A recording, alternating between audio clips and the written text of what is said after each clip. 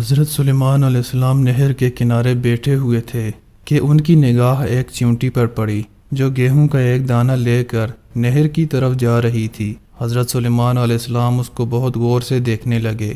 جب چیونٹی پانی کے قریب پہنچی تو اچانک ایک مینڈک نے اپنا سر پانی سے نکالا اور اپنا منہ کھولا تو یہ چیونٹی اپنے دانے کے ساتھ اس کے منہ میں چلی گئی۔ مینڈک پانی میں داخل ہو گیا اور پانی ہی میں بہت دیر تک رہا۔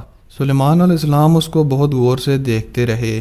ذرا ہی دیر میں مینڈک پانی سے باہر نکلا اور اپنا منہ کھولا تو چیونٹی باہر نکلی، البتہ اس کے پاس دانہ نہ تھا۔ حضرت سلیمان علیہ السلام نے اس کو بلا کر معلوم کیا کہ یہ ماجرا کیا تھا اور وہ کہاں گئی تھی۔ اس نے بتایا کہ اے اللہ کے نبی، آپ جو نہر کی تہ میں ایک بڑا کھوکھلا پتھر دیکھ رہے ہیں، اس کے اندر بہت سے اندھے کیڑے مکوڑے ہیں۔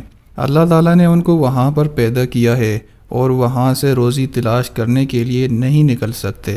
اللہ تعالیٰ نے مجھے اس کی روزی کا وکیل بنایا ہے۔ میں اس کی روزی کو اٹھا کر لے جاتی ہوں اور اللہ نے اس مینڈک کو میرے لیے مسخر کیا ہے تاکہ وہ مجھے لے کر جائے۔ اس کے منہ میں ہونے کی وجہ سے پانی مجھے نقصان نہیں پہنچاتا۔